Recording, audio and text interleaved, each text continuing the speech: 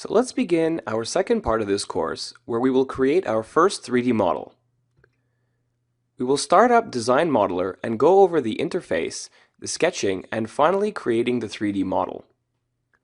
By the end of this module, you'll be familiar with the tools necessary to create this 3D model for our analysis and will be equipped with the knowledge to create your own models in the future.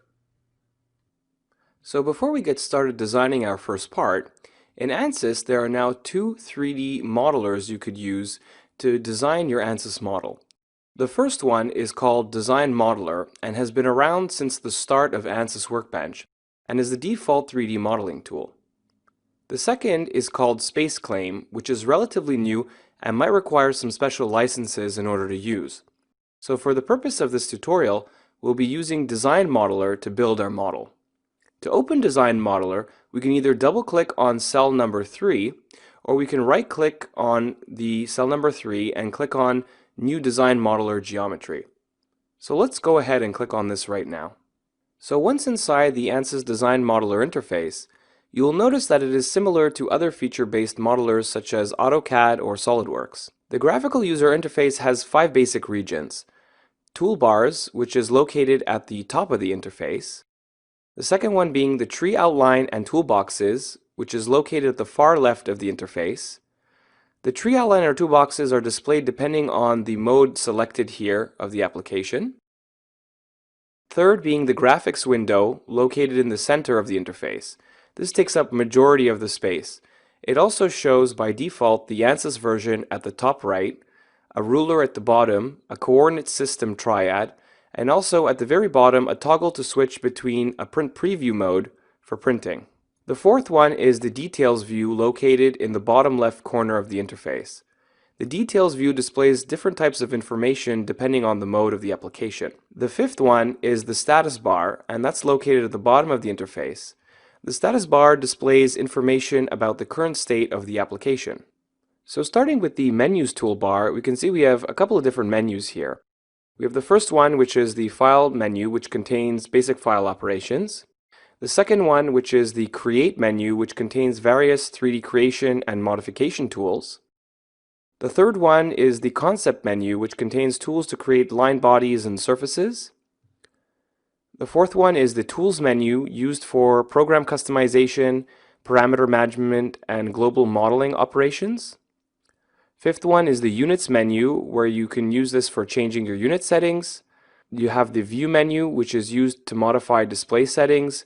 And finally, the Help menu, which provides access to offline or online application documentations. So I won't be going over all of the toolboxes with you, but I will be covering some of the important ones. So starting here at the top, we have the Start Over. So you can also access this from the File menu and clicking on Start Over. This essentially erases all progress and starts your project over from a new slate. We have next here, we have the Save Project. Next to that, we have Export. We also have an image capture if you want to save a capture of your progress. We have here Undo, Redo. Next to that, we have the Selection menu. So here we can go and change, let's say, our select mode from a single select to a box select. This helps us select multiple objects at the same time. Here we have the selection filters. So here we can choose, let's say if we want to just choose a point or a vertex on a body, we would use this filter. If we just want to select an edge, we can click on this one. A face would be this filter. And finally, if we want to select bodies, we would use this filter right here. Moving on, we have the Rotations mode toolbar. So here we can use the Rotate view. We have a Pan view. Over here we have zoom, box zoom, zoom to fit, toggle magnifier window, etc. Here we have to set an ISO view. We also have a section plane, so you can create a new section plane using this tool right here. Next we have the display toolbar. So here we have the display pane.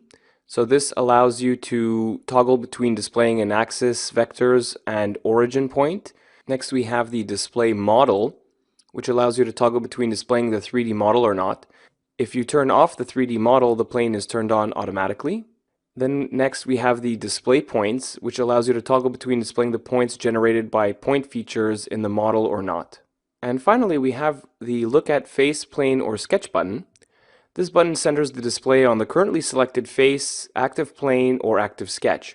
So as you can see here, if we have the XY plane selected, and let's say we rotate our view around, we can click on this button and we will have a normal view towards this face.